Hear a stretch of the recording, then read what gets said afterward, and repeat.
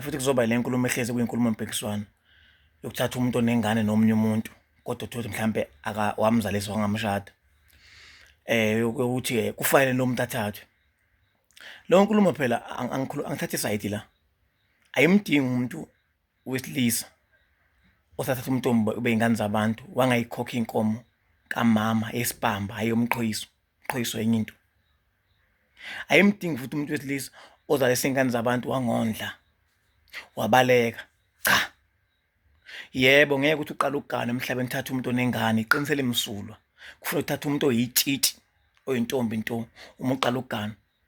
Inkinga ke la ibhekene ekhona le ndaba ifuna umuntu othe mhlawumbe emeqala ukukhula nje eseqala ukungena emtsizweni mhlawumbe useyashela washela intombi yamqoma yazobeka impahla yafika lo ntombi wasuka lapho milethe impahla uhambisa ilento okuthiwa yini wabuyisela amakesi emuva kwaletha umphosanswazi kwangiswa isulugesi maqede lapho ekuhambisa isulugesi kwasethumela abakhongi. Uyabona ukuthi umuntu kusukela phansi nentombi yakho azophetha azomgana.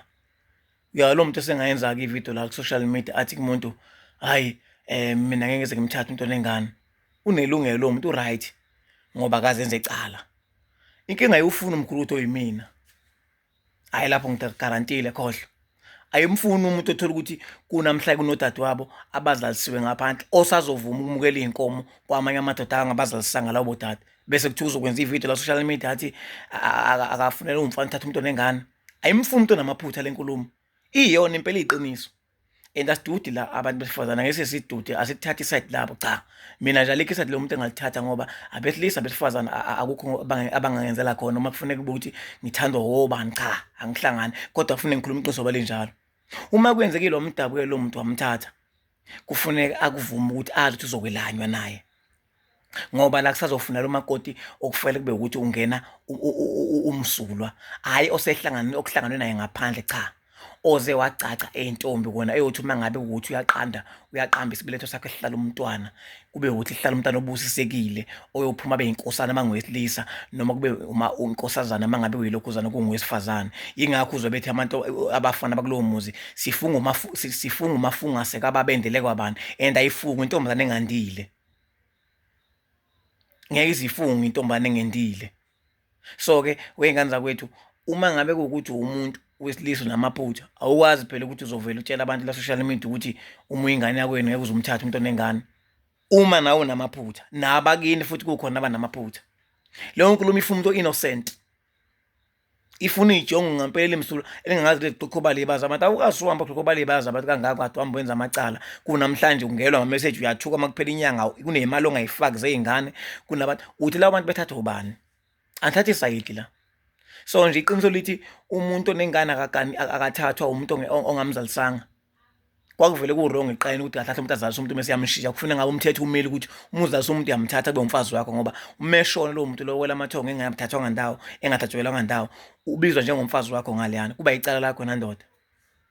So ngiyasimena eqinisweni bafowethu singalokhu sichema sithi hayi kube ngathi against abantu besifazane cha bangabakimizi labantu bayimbokode yesizwe asibadudi ke futhi cha kuningi amaphutha abawenzayo nathi sinamaphutha kakhulu singabafana. 1 abayizalisi, 2 abayisheli, 3 thina sibaphoqayo ngento eziningi labantu. Ayimfuni umkhulu ukuthi hayi awuthi kancane ngize ngikwazi ukuthi ngilokhuze ngizothi kancane. Ayimfuni lo mdlwembe owenza lo ngayinkinga icheke ingane labantu aphuma emntombini ngenxaki cha ifuna umuntu omsulwa.